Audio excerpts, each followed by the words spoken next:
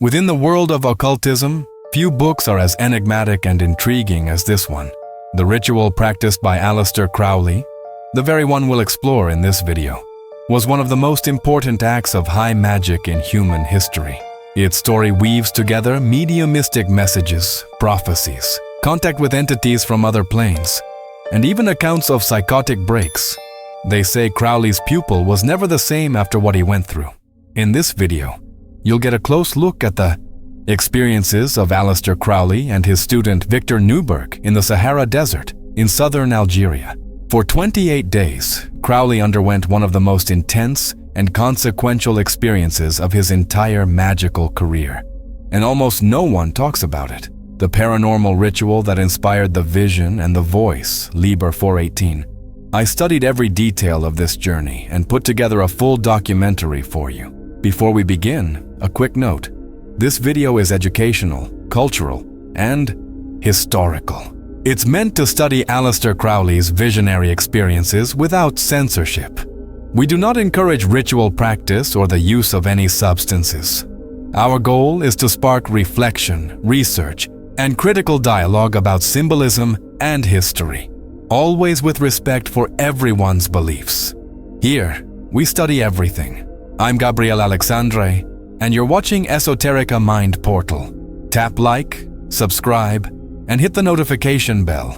Here you'll learn about esotericism, occultism, spirituality, and mysticism. No taboos, no dogmas, no prejudice. You won't want to miss what's coming next. Share this video on your socials, in groups, and with friends. Your engagement and sharing are key to making this content relevant on YouTube. There's virtually nothing else online breaking down this specific Crowley experience, and a lot of people will want to hear about it. In this video, I'm going to dissect every layer of Thelemic knowledge. I'll split it into chapters. Save this to a playlist for future study. And if you want, read along with the chapter markers while you watch to make learning easier. Some ideas here may feel complex. Don't worry, I'll explain everything as clearly as possible so it's easy to follow. Every minute of this video is designed to blow your mind. Now get ready, because you're about to plunge into one of the boldest and most unsettling journeys in the history of occultism. Crowley and Victor Neuburg's passage through the 30 Enochian Aethyrs in the Sahara.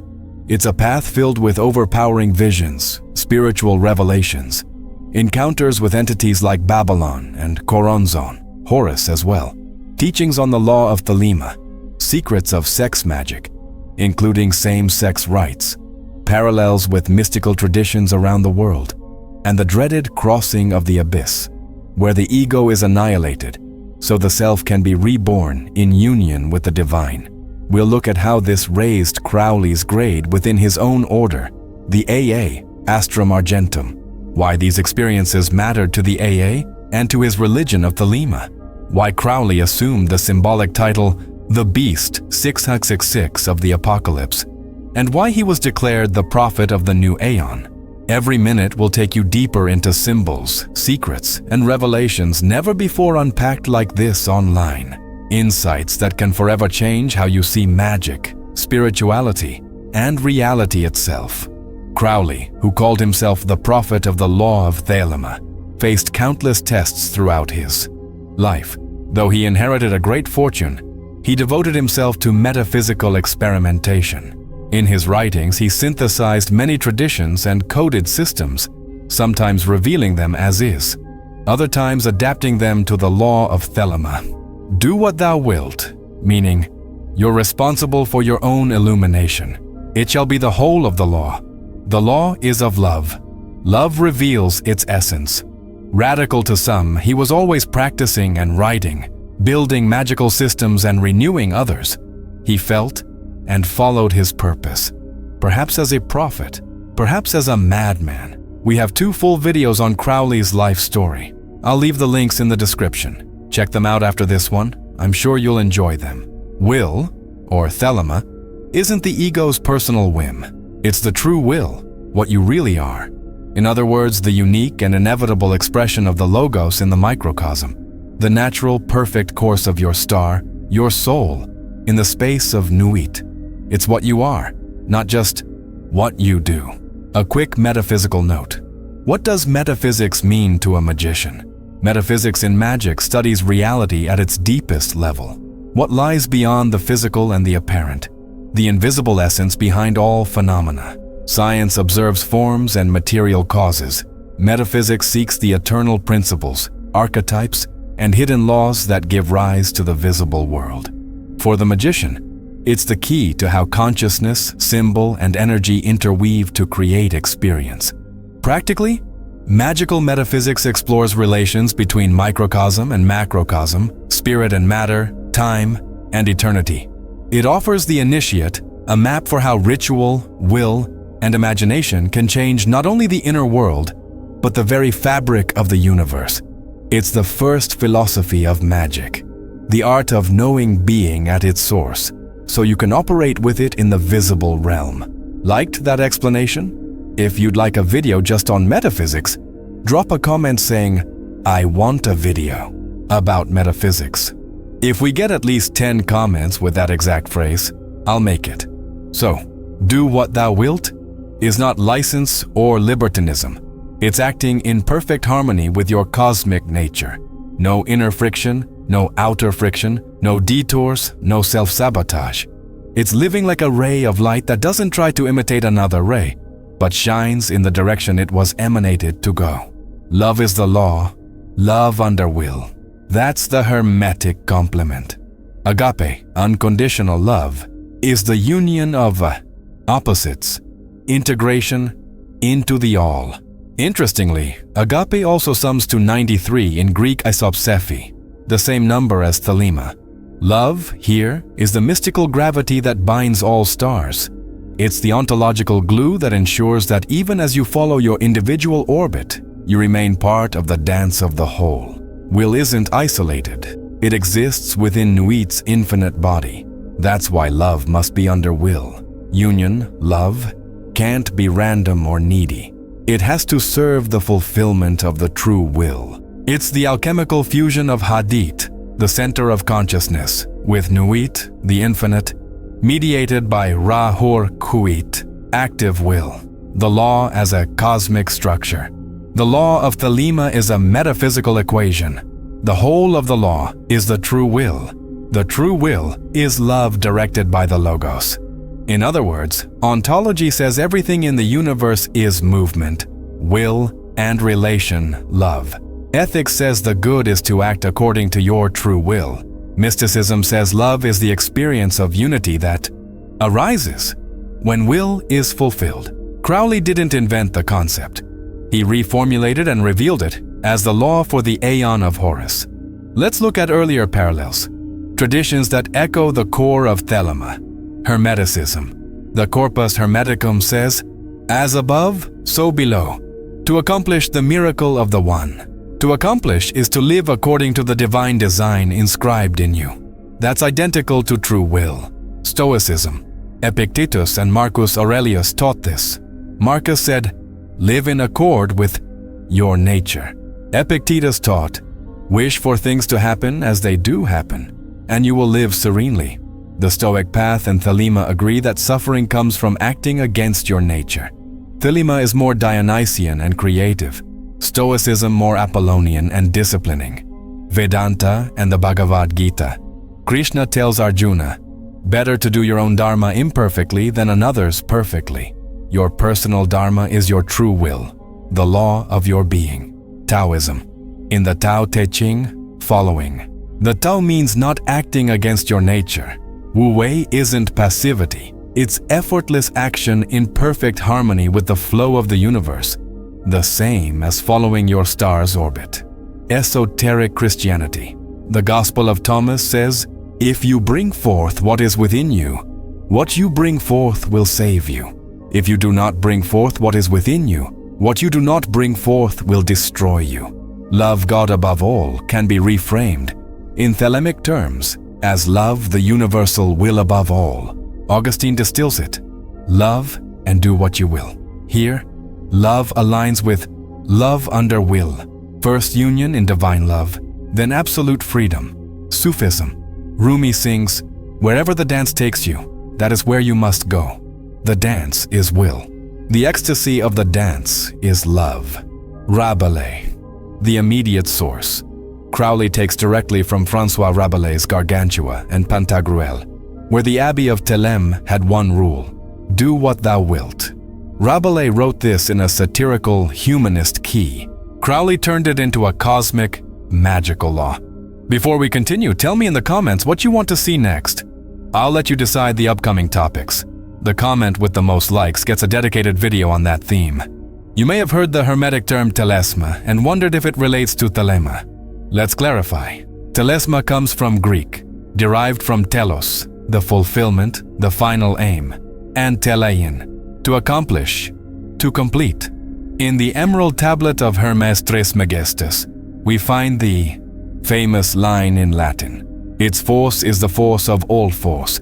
It overcomes every subtle thing and penetrates every solid thing. In this context, Telesma is virtus, the cosmic life force that animates, unites, and transforms. It's the one's operative will in matter, the divine breath that guides and sustains the motion of all things, the energetic glue that holds the cosmos together. From a Thelemic perspective, the true will is the individualized expression of that same force. What Telesma is in, the macrocosm, the universal will sustaining order and flow, appears in the microcosm as your personal vector of that energy. It's the singular portion of Telesma each star carries and expresses within Nuit's infinite body. When Crowley says, "Do what thou wilt shall be the whole of the law," he's echoing the Hermetic axiom of accomplishing the telos, fulfilling the final purpose inscribed in your being, which is ultimately the full manifestation of your individual Telesma. Hermeticism also teaches that Telesma isn't a cold, mechanical force. It's animated by love, agape, understood as universal cohesion, the energy uniting sun and earth, spirit and matter. Crowley expresses this truth in "Love is the law, love under will. Love is the force of union, the relational face of Telesma. Will is the direction and purpose that force follows, the teleological face. So the Hermetic Telesma is, at its core, love and will operating together. Exactly the synthesis Thelema proclaims as law. In essence, Hermeticism and Thelema speak the same language with different accents. Telesma is the universal life force that realizes the divine design, the telos. True will is your personal expression of that force. Love is the cohesion of the whole. Love under will is union placed in service to will. In Hermeticism, the microcosm reflects the macrocosm, as above, so below. In Thelema, the individual star aligns with Nuit and Hadit and fulfills its unique role in the cosmic dance. Did you know these connections? Tell me in the comments. Do you agree with this view? Now, to the system Crowley entered, one of the most complex and finely crafted in all magic, Enochian magic. Some say it preserves fragments of antediluvian knowledge. Many Enochian practitioners report contact with beings from other planes and glimpses of other realities. The magician John Dee himself recorded many of his workings. Enochian magic is a body of knowledge received in the 16th century by the Elizabethan magicians John Dee and Edward Kelley.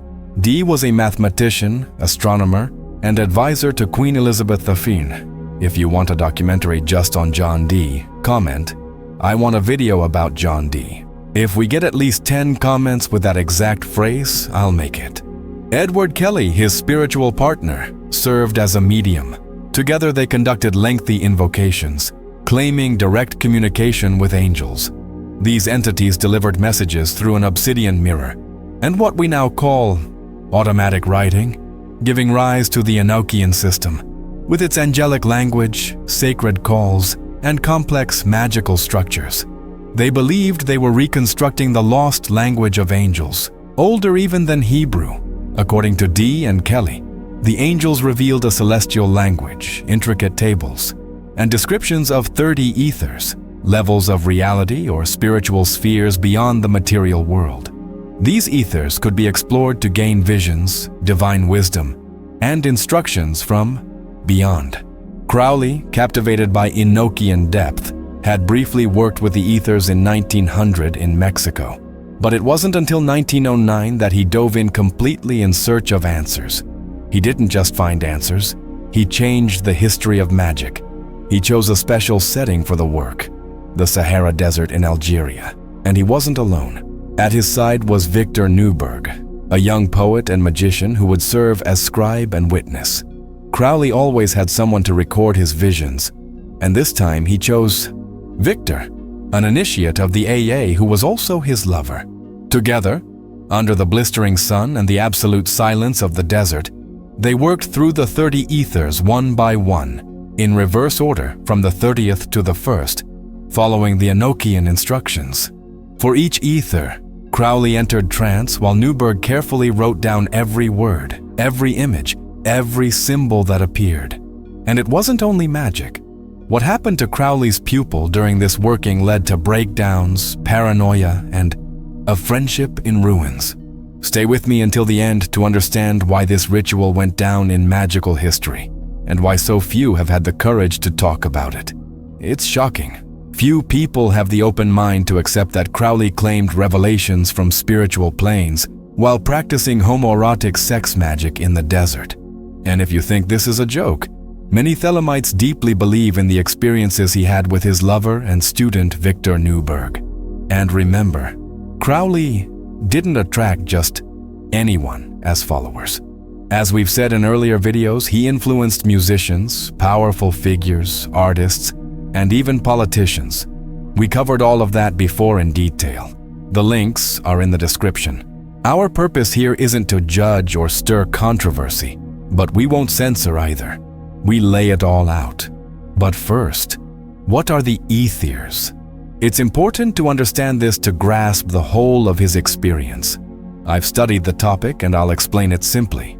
In Enochian cosmology, the Aethyrs are supramaterial planes of reality, spiritual spheres beyond the physical world, and even beyond the traditional planetary spheres of Hermetic Kabbalah.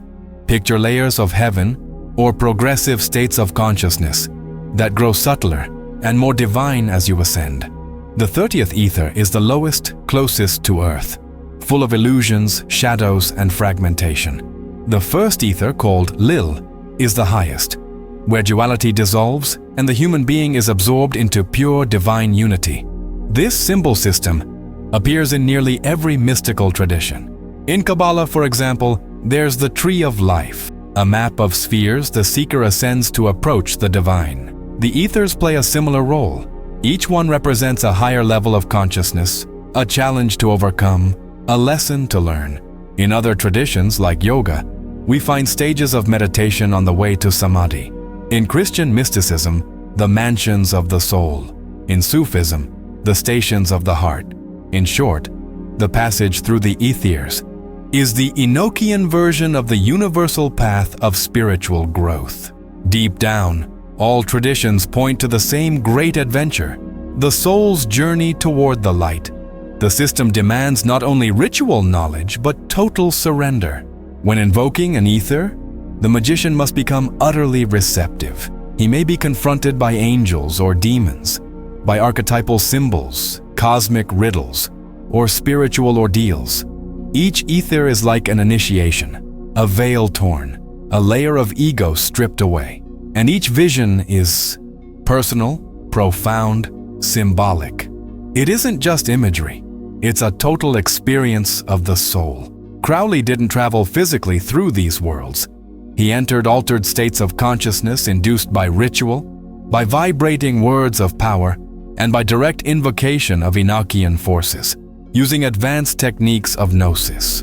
He recorded his visions immediately after, describing them with poetic precision and dense symbolism, rich with references to Kabbalah, astrology, alchemy, mythology, and the collective, unconscious. They read like revelations, prophecies, lucid dreams written in mystical language.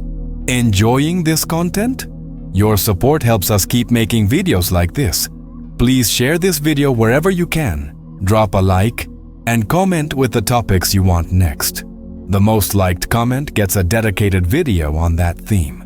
John Dee and Edward Kelley were the original receivers of the Enochian visions and formulas for the 30 Aethys, but they never carried out, or at least never recorded, a sequential, visionary, practical exploration of each Aethyr as an initiatory gateway. Aleister Crowley, on the other hand, was the first to turn that map into lived experience. He systematized the method, moved through every Aethyr, recorded his visions in detail in Liber 418, The Vision and the Voice, and inaugurated a tradition that has since served as a touchstone for anyone bold enough to pass through the veils of Enochian reality. Crowley saw in the Aethys a fertile ground for exploration and refinement. As Crowley advanced through the Aethys, he didn't just unveil ancient mysteries. He received revelations that would shape the entire philosophical and spiritual body of Thelema. These weren't merely visions, they were initiations. Each Aethyr lifted him to a new level of consciousness, challenged beliefs, shredded the ego, and confronted him with gods, abysses, and archetypes. It was as if he were being rebuilt, layer by layer, by a cosmic intelligence that dwells beyond time and form. Tell me in the comments, had you heard of Enochian magic or the Aethys before? Want more videos on this topic? Now get ready. We're going to walk through each of the etheric experiences. Here the veil between realities tears open. Great magic is set in motion. This is Crowley's search for answers, which led him to a series of paranormal contacts. Before each invocation, Crowley and Neuburg turned the desert itself into a temple. They traced a magic circle in the sand and set up a small altar with basic tools: a ritual dagger, a wand of command, incense, the Enochian tablet, a chalice, and the Book of Calls. They wore light tunics, sashes, or turbans for the sun, and for the most solemn moments, ceremonial mantles marked with magical symbols. The setting was defined by silence, by the aroma of incense, and by the chanting of words of power in Enochian, an atmosphere of focus, austerity, and mystery. Every detail, from where each instrument stood to their posture during the invocation, served to open the portal between the visible world and the spiritual realms. The 30th Aethyr, TX. At the threshold between the material world and the higher spiritual realms, Aleister Crowley begins his true crossing. The desert becomes the silent backdrop for a magical operation that isn't only ritual, it's existential. At the first gate, the lowest of the 30, everything is already vast, fragmented, labyrinthine. Tex is the plane where everything is divided, where the world's illusions flicker like moving shadows. It mirrors humanity's chaos, the ego's masks, the gap between human and divine. In trance, Crowley sees a black tower surrounded by confused forms and tangled voices. Fragmented entities speak in riddles. Text doesn't hand out truths. Text tests. It shows how tightly we're still bound to illusions, opinions, and a conditioned mind. It's an image of inner ruins. The tower collapses. The pieces of the vision break apart. And Crowley, already altered, wakes sensing he has crossed the first boundary. A step has been taken. A shell of the ego has cracked. Now imagine it. In 1909, 2 men alone in the desert for 28 days. No phones, no internet, no doctor, only the 2 of them. The 29th Aethyr, RYI. The sensation deepens. He finds a field of women in ecstasy, dancing in praise of the moon and the sacred feminine. The vision turns. What seemed beautiful reveals itself as temptation. Here the magician confronts the illusion of seduction, of form, of desire. Every Aethyr is a mirror. It reflects not only the archetypal world, but the content of the spirit gazing into it. Crowley faces impulses, longings, passions, transfigured into symbolic language. Passing through RII, he understands. A true seeker can't be fooled by surface beauty. The light of truth burns through the veils of desire. The 28th Aethyr, BLO. Darkness deepens. A terrifying naked woman appears, eyes aflame, surrounded by distorted shapes. She's unnamed in the account, yet imposes an implacable judgment. It's as if the soul of the magician were stripped and exposed to a being whose function is to test the sincerity and courage of anyone seeking ascent. BLO demands radical honesty. You don't advance carrying lies or masks. Crowley is spiritually laid bare and confronted with paradox, the lust for power, the fear of annihilation, doubt. Then, amid terror, comes the revelation. Ascent is only possible after a full encounter with one's own shadow. BLO is purification through direct confrontation with what's hidden in the soul. The 27th Aethyr, ZAA, a shift. He sees a chariot pulled by sphinxes moving in circles. An angel calls to him, "You would be a king, but you don't yet know what it is to reign." ZAA speaks of spiritual authority and of illusions of grandeur. How many pursue the esoteric path just to feed the ego? Crowley is warned. True power arises only after the total emptying of the I. The journey exists to dissolve the false identity, not glorify it. The angel offers a sword, the symbol of truth, and says, "Cut what you are, so that you may be." The 26th Aethyr, DES. The visions grow rarer and finer. Crowley beholds the birth of a new world, a plane where beings have no form, only essence. Kabbalistic symbols float in space. Voices speak in Enochian, the angelic tongue. He senses the world of duality slipping away.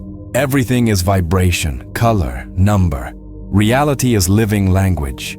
DS reveals creation as sacred, and that understanding the universe means deciphering it spiritually. The 25th Aethyr, VTI, figures embodying the four elements, fire, water, air, and earth, clash in constant battle. It's a world of instability. Crowley sees the forces of the universe wheeling in eternal cycles, creating and destroying. He understands that to reach the center, one must keep balance within the dance. VTI is the wheel of life in motion. True initiation begins when you can stand in the center of the storm without being swept away. Enjoying this video? Don't forget to like it and save it to a playlist to revisit later. The 24th Aethyr, Nuit. A crystal tower appears with a pulsing star at the top. Angelic voices chant hymns of ascent. Crowley sees himself as a ray of light drawn upward. Then the star explodes, and he falls. NIA teaches impermanence and spiritual pride. Even when we touch the light, we can be thrown back if we cling to it. Ascent isn't linear. It's a spiral. We rise, we fall, we learn. The 23rd Aethyr, Tor, a deeply symbolic image. A blindfolded woman holds the scales of justice, but the pan is empty. Crowley grasps that spiritual judgment isn't about outward deeds, it's about intention. Tor asks, "Why do you seek truth? To liberate or to dominate?" He feels the weight of his own karma. He revisits mistakes, decisions, hurts given and received. Tor's silence weighs more than any word. Even in silence, there is compassion.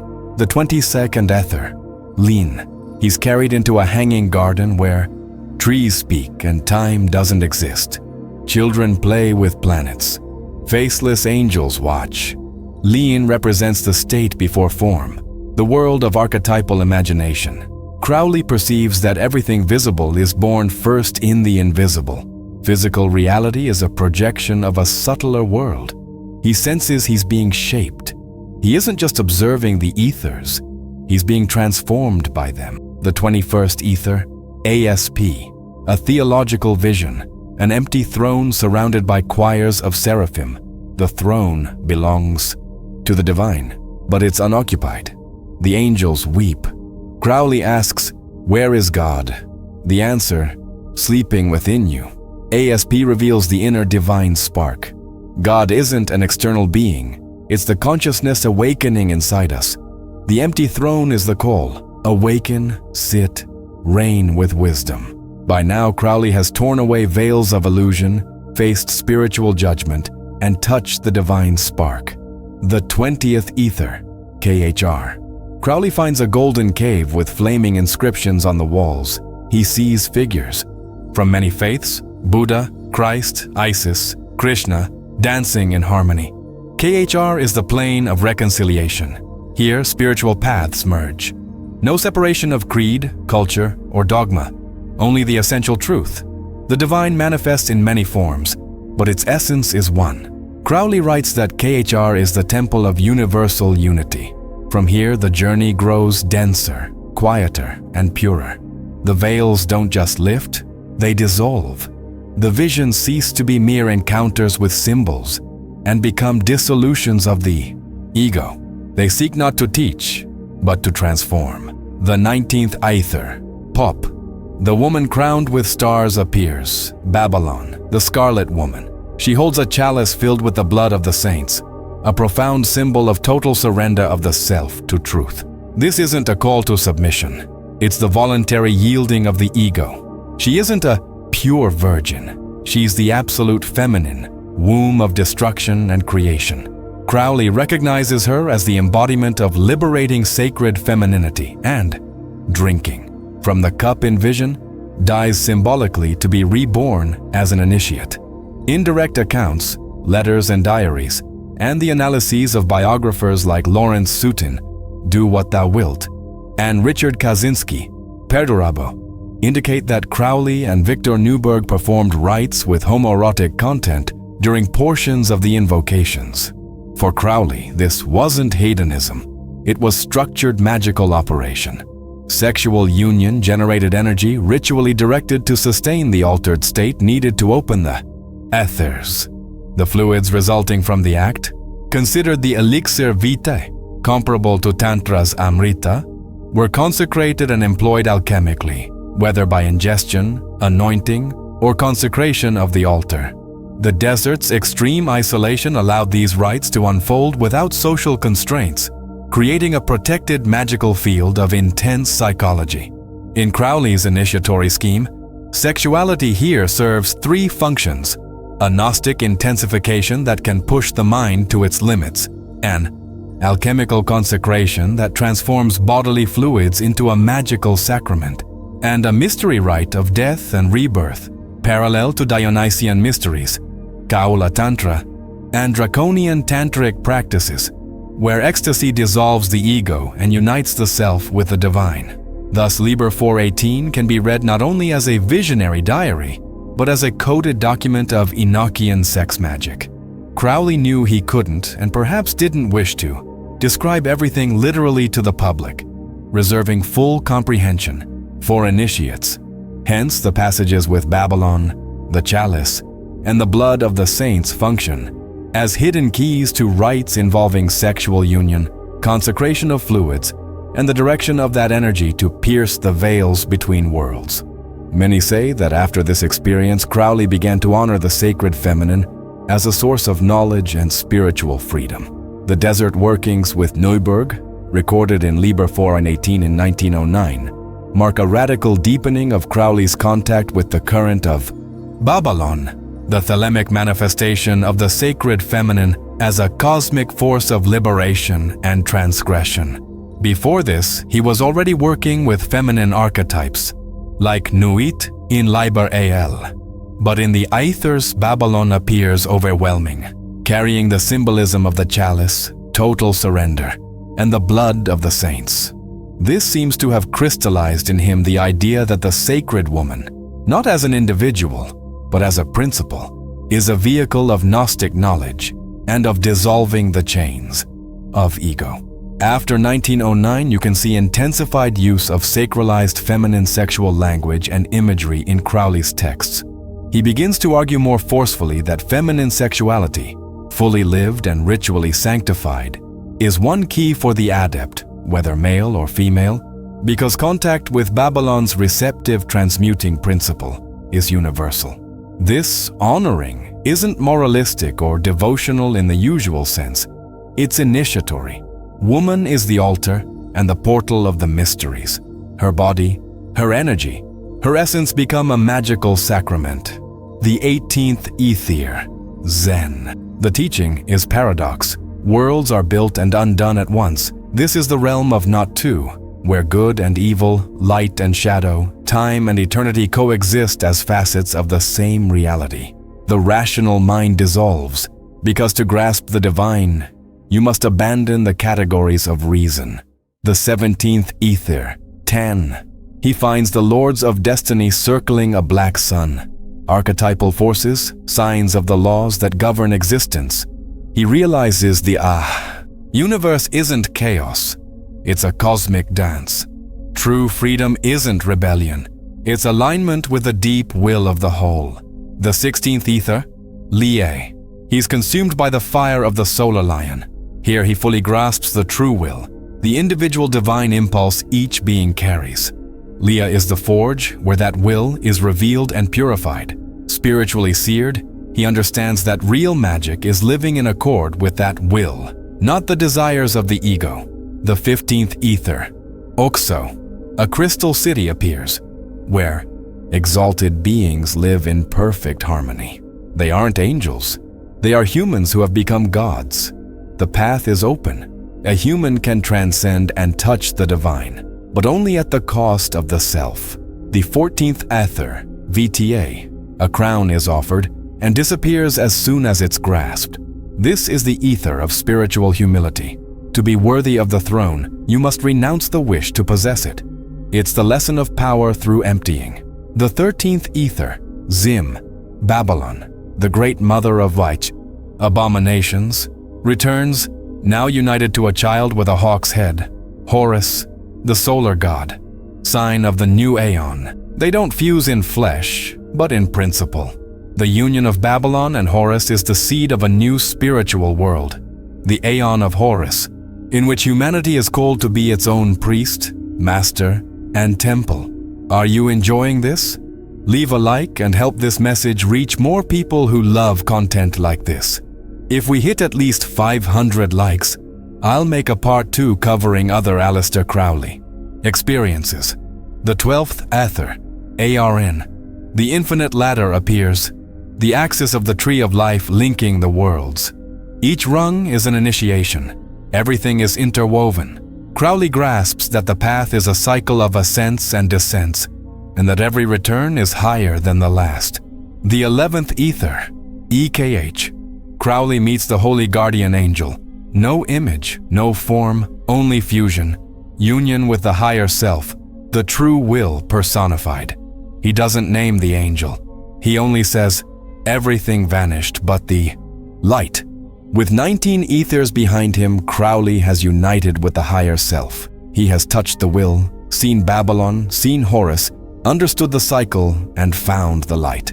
But to become one with the all, he must face himself. The greatest trial waits. Choronzon, the guardian of the abyss. And just when you'd expect him to move on to the 10th Aethyr, something unexpected happens. The 10th Aethyr, Zax, the guardian of the abyss. Zax isn't a plane of revelation. It's a battlefield where the most feared entity of the Enochian system dwells, Choronzon. On December 6, 1909, in the Algerian desert, Crowley and Victor Neuburg drew a magic circle in the sand, invoked Zax, and called Choronzon to manifestation. The aim, to accomplish the crossing of the abyss. The central concept of Hermetic Kabbalah marking the point where human consciousness must die to reach higher divine realms. On the Tree of Life, the abyss lies between Tifereth, the solar consciousness, and Baina, supernal, understanding, across the region associated with Dath, the hidden Sephira. Whoever would cross must surrender everything or be destroyed. Choronzon isn't a common demon. He's the reflection of the ego, fear, doubt, the lust for control, spiritual vanity. He is the chaos that rules while the self still clings to form.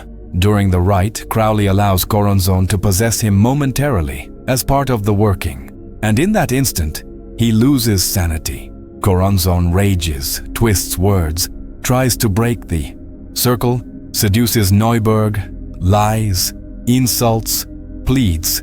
He takes form, dissolves, splits into many voices. He is the ego in panic before the abyss of annihilation. Neuburg, outside the circle, holds fast, chanting protective invocations. Crowley, at the center of the storm, lets his identity be torn apart and resists the temptation to cling to the I. The battle is won not by force, but by total surrender. Choronzon, defeated, returns to nothing, and Crowley crosses the abyss. In the crossing, offering to Babalon is the ascent to the throne of the great whore. The adept pours into the chalice his blood, the ego, identity, vital essence. Babalon drinks all and destroys the illusion of separateness. Purified, the adept becomes one of the saints dwelling in the city of the pyramids under the Night of Pan. From that point on, there's no Aleister Crowley in the usual sense. The magician who began the journey is destroyed in the fire of purification.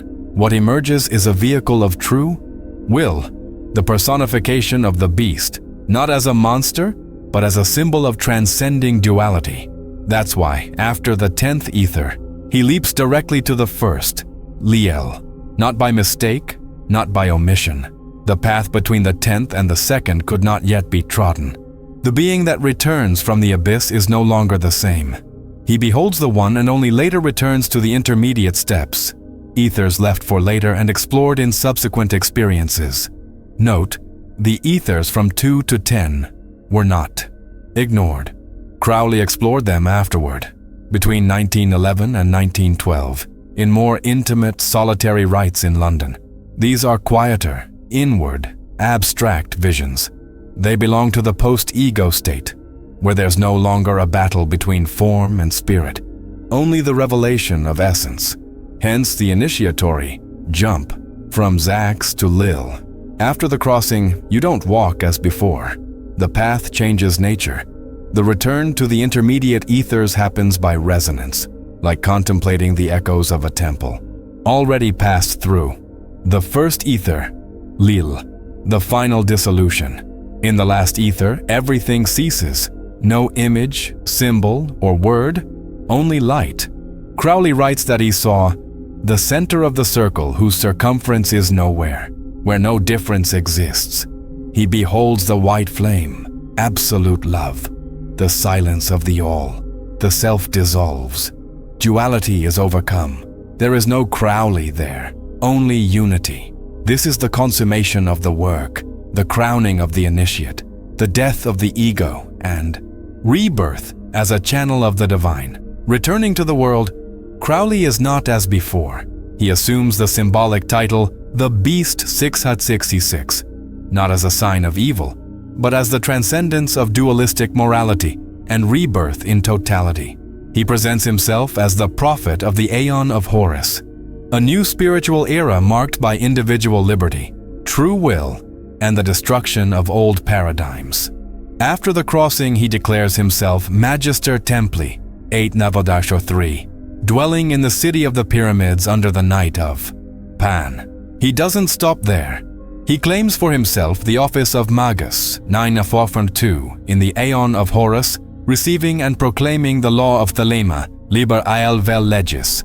As Magus, he adopts the title to Megatherion, the great beast, and declares that his word for humanity is Thelema. Symbolically, he rises to Ipsissimus, 10-1, united to cosmic consciousness, though in his own records he leaves this veiled. In the AA system, the grade of Magus, 9-2, implies creating and pronouncing a word capable of altering humanity's spiritual consciousness. For Crowley, that word is Thelema. By proclaiming it, he not only takes on an initiatory function, but embodies the figure of the beast as agent of revelation. In Liber Ael, Aiwas, the intelligence dictating the book, refers to Crowley as the beast and recognizes him as bearer of the new law. To assume the title to Megatherion was to become a vehicle of the solar logos, to act as the force that dissolves the old Aeon and builds the new, and to claim Aediyah, prophetic position inspired by the apocalypse, reinterpreting the narrative. The beast is not the enemy of the divine, but a solar manifestation in times of cosmic transition. 3 reasons underlie this choice. First, magical inversion. A symbol condemned by Christianity is reversed and becomes an emblem of solar power and liberation. Second, apocalyptic correspondence. By taking the role of the beast, Crowley inserts himself into the symbolic drama of revelation, not as Christ's adversary, but as herald of the Aeon of Horus, which succeeds the Aeon of Osiris, the age of the sacrificed god. Third, alignment with Babalon. In Revelation, the beast and the great whore are linked. In Thelema, Crowley as the beast 666 and Babalon as the scarlet woman form the hierogamic pair sustaining the mystical sexual formula of the new Aeon. The link to the number 666 isn't mere theater. In Greek isopsiphai, to Megatherion sums to 666, tying the phrase directly to Revelation's number. For Crowley, 666 symbolizes not evil, but the solar logos in fullness, the sun's creative destructive force, Sorath in Hebrew Kabbalah. In Crowley's Thoth Tarot, it resonates with the sun card, and Tifereth, the center of balance and illumination. To Megatherion becomes his magical name and working formula from his elevation to Magus, 9 Athauf 2, in the AA. Traditionally, a magical name expresses a magician's role, mission, and spiritual essence. For Crowley, to Megatherion marks his function as prophet of the Aeon of Horus. In Liber Alvel Legis, Aiwass explicitly identifies him as the beast, making the title part of the law's revelation. In short, to Megatherion isn't just Greek for the great beast, nor merely the number 666. It's the magical name defining his mission as Magus, the numerical formula linking his work to solar force and renewal, the initiatory mask uniting him with Babalon in the new Aeon's mystical drama, and the claim that he is the agent of the old Aeon's dissolution and the new Aeon's proclamation in accord with the law of Thelema. Although the first visions from Liber 418 were published by Aleister Crowley in 1911, the Equinox, Volume 1, Number 5, that version was still partial and incomplete. It presented the accounts of Aethyrs 30 through 11 and the first Aethyr, but omitted Aethyrs 2 through 10, which were invoked later, between 1911 and 1912, in more intimate solitary rites. Those additional records first circulated as personal manuscripts and private documents. Through the 1920s, especially during the Abbey of Thelema period, 1920 to 1923, Crowley revised, compiled, and expanded the whole work. He integrated the missing visions, added denser esoteric commentary, including Kabbalistic, symbolic, and Thelemic analyses, refined the language, and structured the material as a complete initiatory map of spiritual consciousness. The truly integral version of Liber 418, with all 30 Aethyrs and more mature interpretations, took shape around 1929, but only appeared in full after his death. The 10th Aethyr, Zax, presents Choronzon, the guardian of the abyss, not as a traditional demon, but as the force of dispersion and egoic illusion. From that experience, Crowley codifies the teaching that the greatest obstacle to enlightenment is identification with personality. The Thelemic method for crossing the abyss comes to involve total surrender of the ego, allowing dissolution into Binah, and entry into the city of the pyramids. This experience defines the Thelemic map of spiritual progress, especially for the higher grades of the AA. Crowley shows that the 30 Aethys aren't just visionary planes. They're progressive degrees of integration, comparable to stages on the tree of life, but focused on states of consciousness. Crowley's Saharan journey echoes a universal archetype lived by humanity's great spiritual teachers, like Jesus in the desert for 40 days, facing temptation and the soul's limits, like the Buddha beneath the fig tree, overcoming the illusions of Mara, like Krishna, who meets trials and reveals teachings along the Yamuna.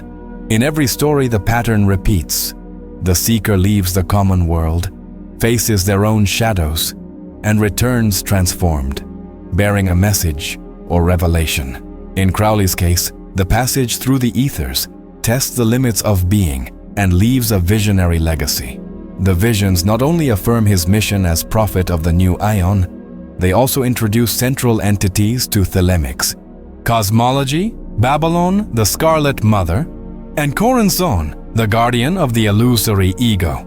These become symbolic pillars of the Thelemic system, representing initiatory forces of destruction, transformation, and transcendence. Liber 4:18 and the Etheric experiences give Thelema central figures like Babalon and Choronzon. They offer the map of the crossing of the abyss and the city of the pyramids. They present the archetypal union of Babalon and Horus as the seed of the Aeon. They seal the Ayas, incorporation of sex magic into high initiation, and they integrate the Enochian system as a Thelemic path of ascent. Symbolically, it was in the Algerian desert that Thelema gained its heaven, its hell, and the way between them, peopled with entities, ordeals, and formulas that still guide Thelemic magicians today. In Revelation 17:18, the Apocalypse of John presents Babalon the Great whore, seated on a scarlet beast, adorned with gold, precious stones, and pearls, drunk with the blood of saints and martyrs, clothed in purple and scarlet, called the mother of prostitutes and abominations of the earth, destined for destruction by divine judgment. Early Christian reading equated her with imperial Rome, pagan cults, and moral decay. Crowley, magician and iconoclast, saw a deeper archetype behind the moral condemnation. He identifies in her the Lady of the Chalice, universal receptivity, the goddess who accepts and absorbs all without distinction, dissolving the adept's ego. Einen Schupas. Thelema, Babalon isn't condemned. She's exalted as the Holy Mother who gathers the saints in her cup. The blood of the saints is the adept's essence, ego, energy, consecrated life, poured out voluntarily as offering. The apocalyptic beast, evil in the biblical text, becomes in Thelema the Beast 666. The title Crowley assumes as Master of the Aeon, in union with Babalon. The wine of debauchery, sin in the text, becomes the Gnostic elixir of sex magic. In symbolic parallel, the whore condemned for lust becomes the priestess exalted for sexual freedom and cosmic receptivity. The Antichrist beast is reread as Hierophant of the Aeon of Horus. The blood of the saints, once a crime, becomes a conscious oblation, and instead of a final judgment that destroys Babalon, there is union with Babalon that frees the adept and dissolves the ego. Throughout the crossing, Crowley and Neuburg face challenges beyond the spiritual plane. The Sahara doesn't forgive, blistering heat by day, cutting cold at night, scarce water and food, the risk of illness and animal attack. Each invocation is also a fight to survive. Both suffer physical and mental strain. Neuburg, besides recording every vision in detail, endures sleep deprivation, fasting, and long marches under the sun. Episodes of hallucination, disorientation, and paranoia occur, intensified by ritual use of drugs and the altered states induced by the workings. Crowley reports assaults by hostile entities and overwhelming psychics, pressure, feelings of pursuit, threatening voices, terrifying visions that push sanity to its limits. After returning from Algeria, their relationship deteriorates, marked by manipulation, humiliation, and clashes of ego. Neuburg withdraws around 1914 and doesn't return to the Thelemic circle, accusing Crowley of abuse. Yet he never denies the reality of what they experienced. Though he leaves the magical path, he doesn't debunk or mock the visions. His lifelong silence suggests a wary respect for the powers they witnessed. His final stance seems to be that some mysteries won't fit into rational language. They can only be born as living marks on the soul. True magic isn't in rituals or sacred names. True magic is the power to die to what we are and be born to what we can become. Like the Ouroboros biting its tail, or the alchemist who transmutes the lead of matter into the gold of spirit. If you've made it this far, it wasn't by chance. Subscribe now and turn on notifications each. Message on this channel is a unique revelation for your journey. Want a part 2 of this video? Comment, "I want part 2, and I'll make more videos on Aleister Crowley's paranormal experiences. And leave a like. If we hit at least 500 likes, I'll post a new video. Your participation keeps this flame alive in every seeker's consciousness. Share this documentary with other seekers, so that each person may pursue their own illumination, and you can become your best self. Now click one of the videos on screen or visit our profile and keep watching. Each video was crafted to give you a unique experience on this path.